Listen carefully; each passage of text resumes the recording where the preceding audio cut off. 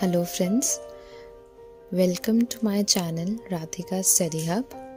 Today we are going to discuss about a sonnet number 73, which was written by William Shakespeare. That time of year thou mayst in me behold. ये sonnet जो William Shakespeare ने लिखी है उसमें इसने अपने एक friend को अर्ल ऑफ साउथहैम्पटन को एड्रेस किया है। ये सोनेट जो है ये पोएट के लाइफ को डेथ की तरफ लेके जा रही है। इसमें उसने ये बताने की कोशिश की है कि किस तरह से उसकी जो लाइफ है वो एक डेथ की तरफ जा रही है, उसकी लाइफ कैसे एक अपने एंड की तरफ जा रही है, और इस एंड को उसने नेचर से जुड़ी हुई चीज़ों के साथ डिनोट किया है। नेचर से उसने इमेजिनरी एग्जाम्पल्स उठाए हैं, जैसे कि ऑटम हो गया, ट्वाइलाइट हो गया, डाइंग फायर हो गई। ऐसे उसने एग्जाम्पल्स उठा के ये सोनेट जो है बनाई है। सोनेट होती है एक 14 लाइन्स की पोम। तो इस सोनेट में जो पोएट है विलियम शेक्सपियर वो एक रिफ्लेक्टिव और पेंसिव मूड में है। रिफ्लेक्टिव और पेंसिव मूड का है कि वो एक सीरियस चीज़ के बारे में लगातार शांति से क्वाइटली सोच रहा है। अपने स्टेट ऑफ माइंड को उसने एक्सप्रेस किया है इसमें। इस सोनेट में उसने फ्रेंडशिप में किस तरह का लव होता है और किस तरह से उसकी लाइफ एक एंड की तरफ जा रही है, उस चीज़ के बारे में सब कुछ बताया है। तो अब हम इसकी लाइन टू लाइन एक्सप्लेनेशन शुरू करेंगे। उससे पहले मैं आपको बता दूं कि ये सोनेट की राइम स्कीम क्या है। A B C D E F and G। तो ये इसकी राइम स्कीम है। मैं एक बार फिर से रिपीट कर देती हूँ।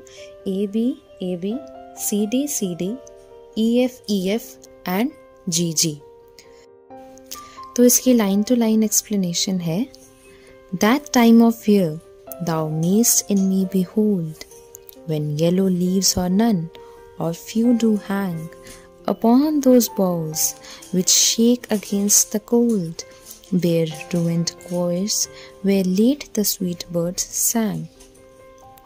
इन लाइंस में पोएट ने अपने आप को एक ऑटम सीजन के साथ डिनोट किया गया है। जैसे कि उसने जो फर्स्ट लाइन है दैट टाइम ऑफ ईयर, इसको बताया गया है कि जो उसकी लाइफ है उसने अपने लाइफ को ईयर के साथ डिनोट किया हुआ है, और उस लाइफ का उस ईयर का कौन सा सीजन, वो है ऑटम सीजन। मतलब लाइफ को अपने उसने ऑटम सीजन के साथ रिप्रेजेंट कर रहा है, जिसमें वो कह रहा है कि that time of year thou mayst in me behold, कि वो टाइम देखो मेरी लाइफ का जब when yellow leaves or none or few do hang, कि लाइफ में जो उसका ऑटम सीजन अब चल रहा है। Autumn season in the sense जब पत्ते जो है, शाखाएं जो होती हैं, ब्रांचेस जो होती हैं, वहाँ से सूख जाते हैं, झड़ जाते हैं, और ब्रांचेस जो है सूखी सी सिर्फ लटकती रह जाती होती हैं।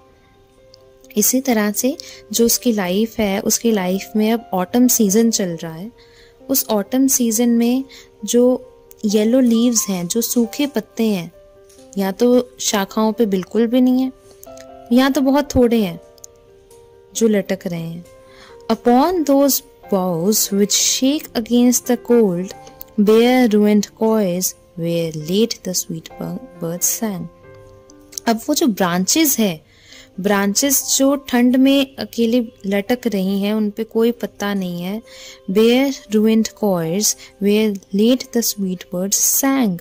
अब उसकी जो बेयर खराब हो गई, उन जो खाली पड़ी हुई हैं, खराब हुई शाखाएं जो हैं, वहाँ पर जो पहले टाइम पे बर्ड्स का जो ग्रुप हुआ करता था वो वहाँ गाता होता था, अपनी अच्छी मेलोडियस वॉइस वो प्रोड्यूस किया करते होते थे। अब वो भी बंद हो चुका है।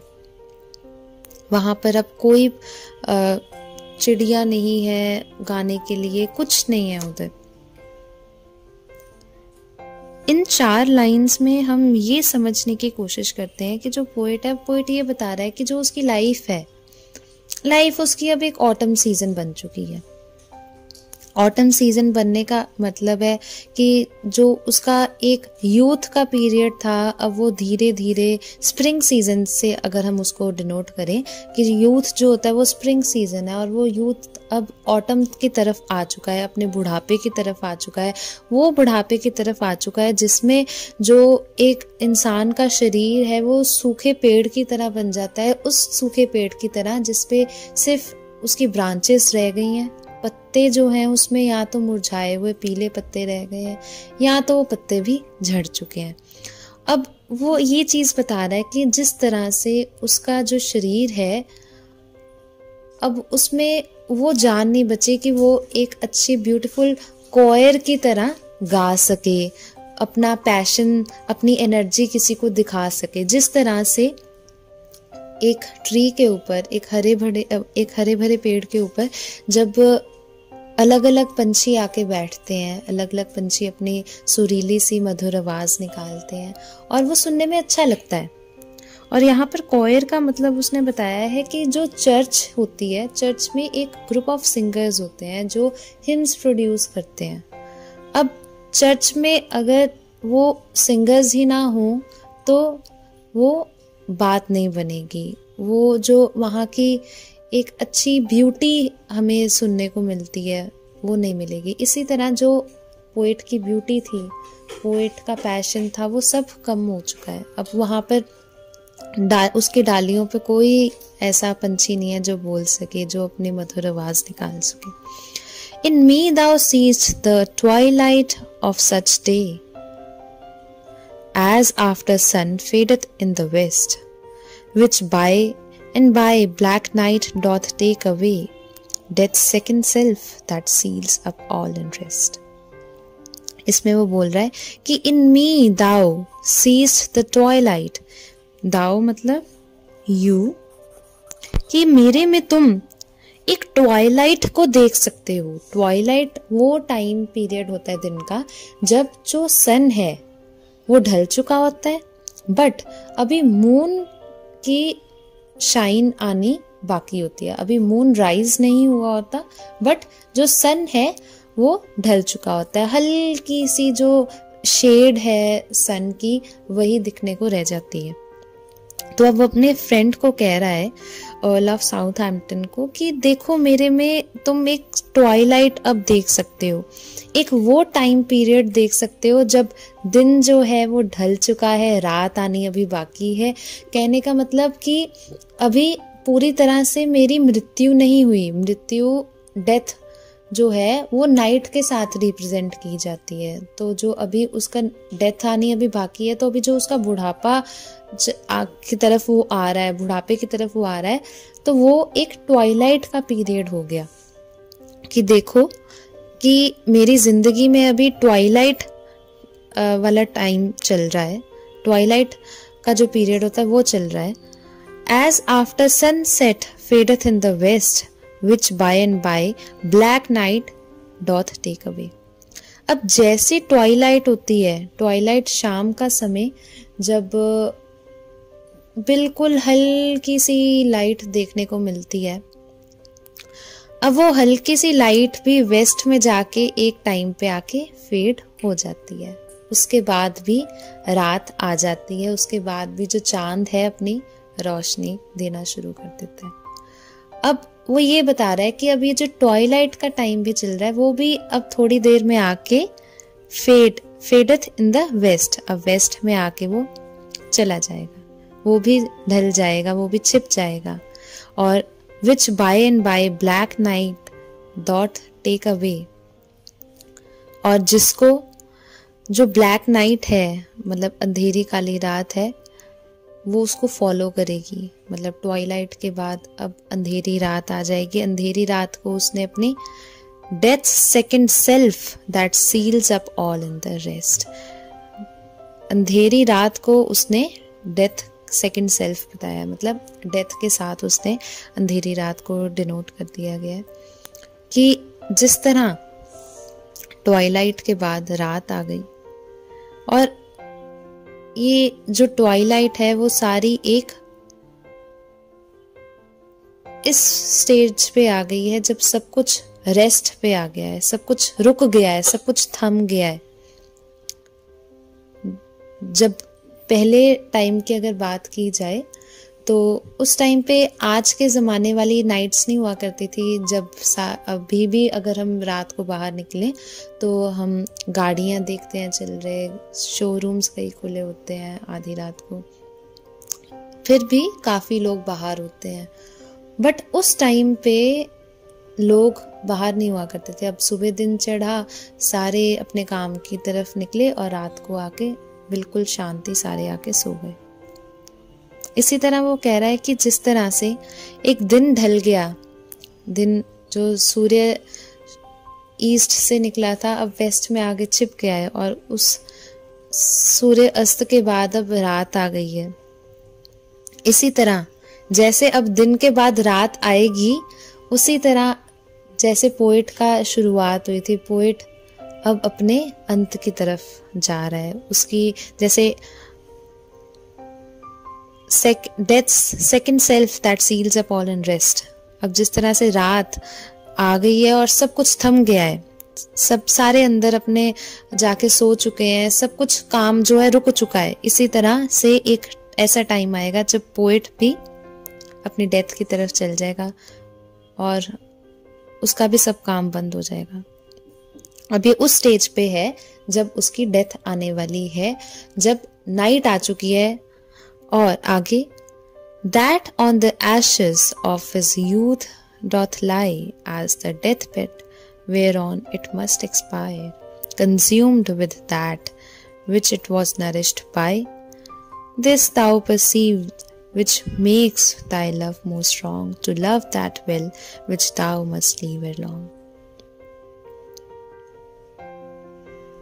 अब वो कहता है कि In me thou seest the glowing of such fire. अब वो कहता है कि पहले उसने ऑटम के साथ उस इन लाइंस में अपने आप को डिनोट किया, अब उसने ट्वाइलाइट के साथ किया था।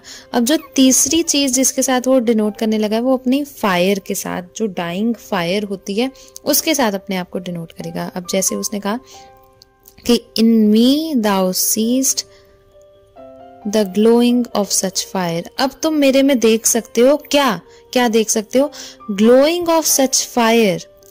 ग्लोइंग ऑफ सच फायर का अर्थ है कि जब पोएट जवान है तब उसमें एक पैशन है, एक एनर्जी है। एनर्जी यूथ में एक एनर्जी मानी जाती है, एक गर्मैश मानी जाती है कि उसमें काम करने का जज्बा है, वो काम कर सकता है, उसमें एक हुनर है, उसमें एक पैशन है काम करने का। But that on the ashes of his youth doth lie.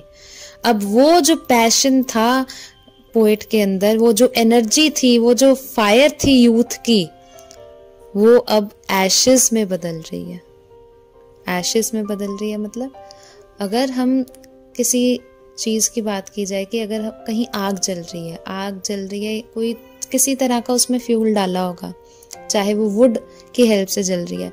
अब वो जो वुड की हेल्प से आग जल रही है, वो एक टाइम पीरियड ऐसा आता है कि वो वुड भी एशेस में कन्वर्ट होने लग जाती है, और वो जो एशेस ही होते हैं, एशेस ही जो लास्ट में थोड़ी सी आग बची होती है उसको खत्म कर देते हैं। एशेस की वजह से ही आग जो है वो बुझ जाती है। इसी तरह वो कह रहा है कि जो अब उसकी यूथ जो है, अब यूथ उसकी एंड की तरफ जा रही है, अब यूथ एशेस में कन्वर्ट होने लगी है। यूथ की जो फायर थी, यूथ की जो आग थी, अब वो राख में बदल रही है, अब वो एशेस में बदल रही है। As the deathbed whereon it must expire, consumed with that which it was nourished by. कि अब वो जो डेथ बेड है उसका, डेथ बेड मानी जो उसकी एशेस हैं, अब वो खत्म हो रही हैं। अब उसकी जो आग थी वो खत्म हो रही है। अब आग किस तरह से खत्म हो रही है? जो वो फ्यूल था उसमें, आग जिस फ्यूल की वजह से जल रही थी, अब वही फ्यूल जो है वो एशेस में कन्वर्ट हो रहा है और वही एशेस जो उसमें आग थी उसको भी ख़त्म कर रही है। कि अब जो उसका यूथ था, यूथ में जो फायर थी, अब उसी फायर से उसकी एशेस बन रही हैं और वही एशेस अब उसकी डेथ की तरफ उसको आगे लेके जा रही हैं। अब आगे जो लास्ट का जो कपलेट रह गया है, इसमें वो ये बताता है कि दिस दाउ परसीव्ड, कि अब तुम ये देख सकते हो, इससे तुम ये सोचो कि which makes thy love more strong, कि अब तुम ये देखो कि अपने फ्रेंड को एड्रेस कर रहा है कि जिस तरह से मैंने ये सारी चीजें बताई कि मेरा जो जीवन था वो एक ऑटम की तरह था, ऑटम की तरह हो गया है अब, और एक ट्वाइलाइट का भी पीरियड आया और वो एशेस में भी अब कन्वर्ट होने लग गई है उसकी जो जिंदगी है। तो ये टाइम पीरियड कितना छोटा था। अब ये छोटा टाइम पीरियड था तो वो अपने फ्रेंड को ये बता रहा है कि इस टाइम पीरियड को अच्छी तरह यूटिलाइज करो, जो हमारी, अब आगे बोलेगा, to love that well which thou must leave along, मतलब जो हमारी फ्रेंडशिप थी, जो हमारी फ्रेंडशिप है, हमारी जो फ्रेंडशिप में लव है, इसे और नर्चर करो, इसे और नरिश करो, इसे टूटने मत दो जल्दी, क्योंकि ये लाइफ जो है वो बहुत छोटी है, ये बहुत जल्दी खत्म हो जाएगी। To love that well which thou must leave along, इसे खत्म होने से पहले पहले इसे अच्छे से स्ट्रॉन्ग कर लो, इसे अच्छे से जी लो, अपनी फ्रेंडशिप जो है इसे अच्छे से निभाओ। ये फ्रेंडशिप जल्दी खत्म मत होने दो, क्योंकि जो लाइफ है वो तो जल्दी खत्म हो जाएगी, बट ये फ्रेंडशिप जो है वो जल्दी नहीं खत्म होनी चाहिए। तो इस तरह से विलियम शेक्सपियर ने एक छोटी सी सोनेट में 14 लाइंस में एक जो ट्रांजिएंस ऑफ लाइफ है, लाइफ के बारे में बता दिया कि किस तरह से जो जीवन है वो डेथ की तरफ आ जाता है एक छोटे से टाइम पीरियड में, किस तरह से जो नेचर से उसने ऐसी चीज़ें उठाई, अपनी लाइफ को ऑटम के साथ डिनोट कर दिया, फिर ट्वाइलाइट के साथ, फिर डाइंग फायर के साथ, कि किस तरह से पहले वो स्प्रिंग से ऑटम में गया, पहले जवान हुआ करता था, ऑटम में आके उसका शरीर दुबला पतला सा होने लग गया, उसके जो पैशन था, एनर्जी थी, सारी सूख के झड़ गई। और उसके बाद ट्वाइलाइट आई, ट्वाइलाइट जैसे शाम पड़ जाती है, शाम सारा उसका जो जुनून था, सारा जो जज्बा था उसमें, वो सारा अब कम होने लग गया है ट्वाइलाइट की तरह। और फिर एक टाइम आता है जब जो फायर जिस तरह से ख़त्म हो जाती है अगर हमने कहीं जलाई हो, इसी तरह जो उसमें एक आग थी, उसमें एक फायर थी, वो उसी फायर की एशेस से अब ख़त्म हो रही है। कि जिस तरह से सब कुछ था वो एक टाइम पे एंड पे आ रहा है। तो अब कंक्लूजन उसने लास्ट में कपलेट में यही निकाला कि जिस फ्रेंड को वो ये सारी चीज़ें बता रहा है, उसको यही कह रहा है कि जो हमने अपनी फ्रेंडशिप है उसको और स्ट्रॉन्ग करना है ये ख़त्म होने से पहले, क्योंकि अब टाइम बहुत थोड़ा रह गया है। क्योंकि ये उसने जो सोनेट है अपने एक बुढ़ापे में लिखी है, तो वो कह रहा है कि अब टाइम बहुत थोड़ा रह गया है, हमने ये जो फ्रेंडशिप है इसको ख़त्म नहीं होने देना, इसको हमने स्ट्रॉन्ग रखना है।